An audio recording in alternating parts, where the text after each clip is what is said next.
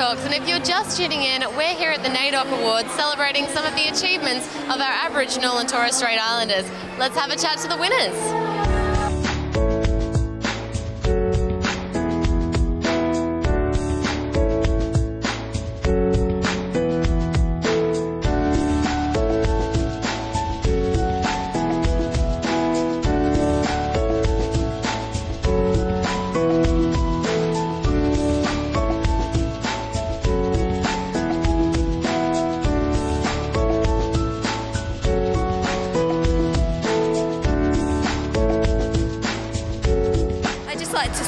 Thank everyone for all the help and support that the Carers Association gives to me, and thank everyone that's helped create this event. I think there's a lot of support out there, but there's also a lot of limitations to what's out there as well. And at the moment I'm teaching a course that get students involved in university and that sort of thing. So as someone who came through the system that way and then come full circle, and I've been able to coordinate such a program, I think, yeah, there are those opportunities. You just sort of need to know where to look and go to the right ones, like the K-Track program that I run at Murdoch. When it comes to Indigenous engagement in climate change at the state level, or in WA, for example, it's very, very small. Even, I'm not just talking about youth, I'm talking about the older generations as well. I think it's a subject that a lot of people don't quite understand, but it's something that youth can grasp, because we're the ones who are going to have to deal with the impacts of climate change in the decades to come, and we're already seeing sort of impacts at the moment which are rather concerning. But I think it's vitally important, because we have access to the Australian government, for example, who do have quite an important role in UN negotiations, so we're able to give voice to other Indigenous people from around the world through our access to the Australian government delegations.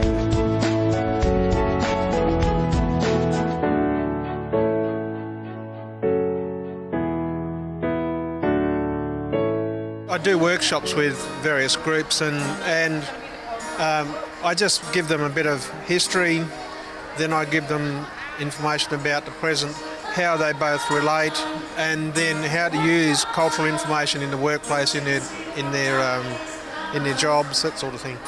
And what inspired you to start the business in the first place? You want an honest answer? Sure, go ahead. Got sick of government. Yeah? I'd been doing training for quite a while. I've done training in government and outside, and decided that the best thing I could do is what I know, that I can just come straight out of my head without having to learn anything. And teaching people how to work with Aboriginal people was a natural progression from government.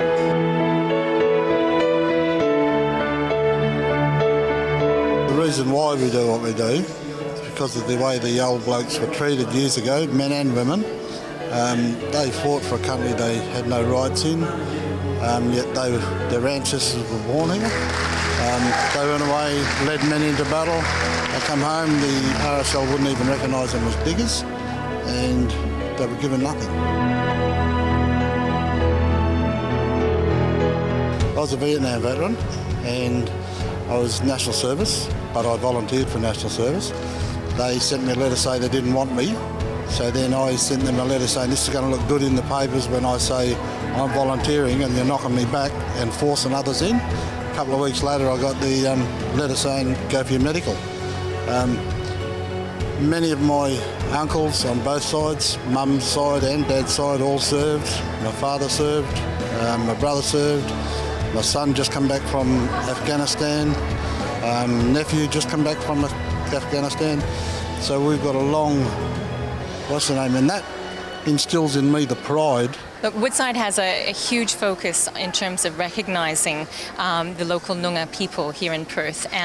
We have a huge, broader approach to Indigenous employment at Woodside and to investing in the community. So we have a huge range of organisations that we sponsor, and Naidoc is one of them. And it means a lot to us as a business in terms of investing back in the community and seeing some fantastic people actually being recognised tonight. So very important event for us at Woodside. My role is Resourcing and Diversity Manager, and as part of that, I have Indigenous employment in my remit, which is essentially working under the Reconciliation Action Plan that Woodside has.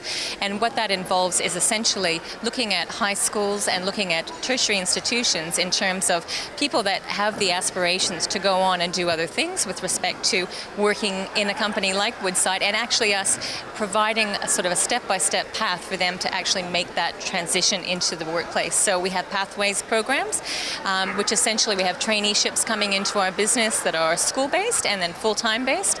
And then what we look at is actually alternative career paths for these people in terms of building capability and translating into real jobs. So that's a big focus for us at Woodside at the moment.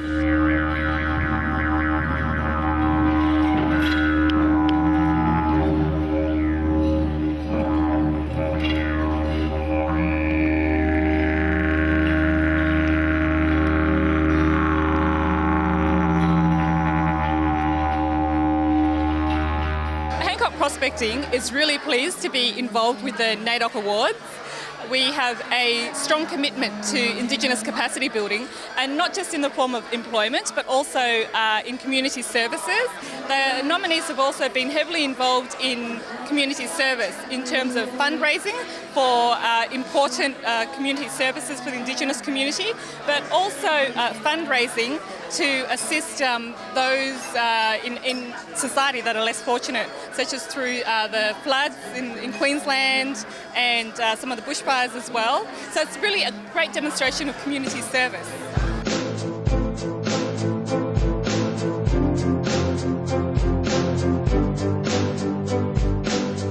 Athletics takes up a lot of my time, and then I'm doing a triple major at uni as well, and I do own a bakery on top of that, so I'm really busy, but it's really rewarding, so it's all worth it at the end. Well, I should have been at this Olympics, that was the plan, but I got injured really badly about 9 or 10 months ago. They actually told me that I wasn't going to hurdle ever again, so to come back and win nationals hurdles this year, yeah, hopefully in 4 years' time you'll definitely see me on your screens.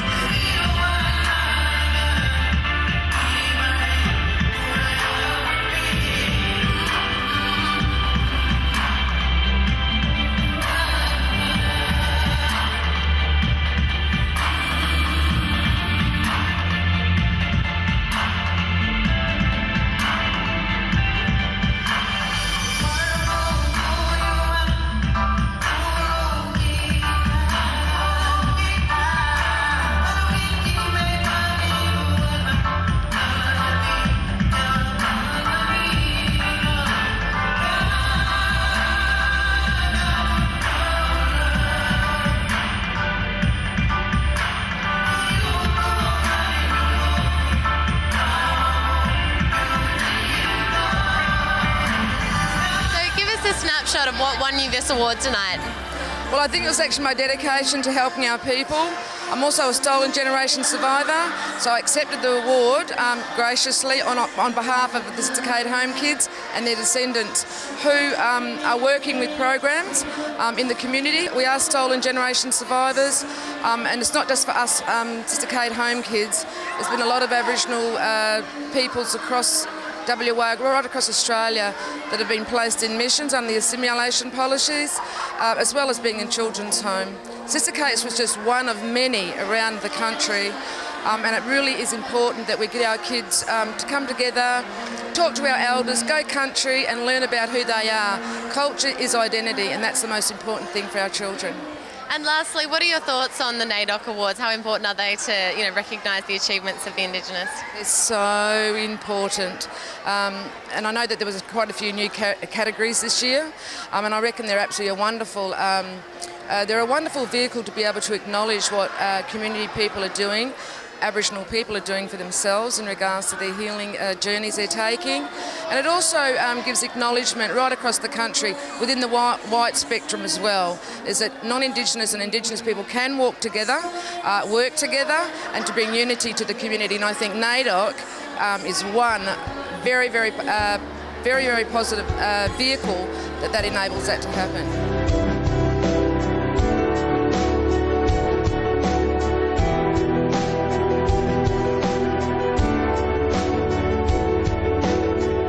I'd like to thank the committee for nominating me and giving me this award. I'd like to thank my husband Shane. I'd like to thank all my children, my grandchildren, and I'd like to thank God for giving me two beautiful parents that taught me that education is important and to be strong, but also to give when it's needed, and don't be ashamed to do that. There's some truly amazing talent here in this room tonight for the Naidoc Awards, from sport, healthcare, community, artists. It's all here and it's all being celebrated, and it's very important. I'm Nikita Dixon. Until next time, you're watching Perth City Talks.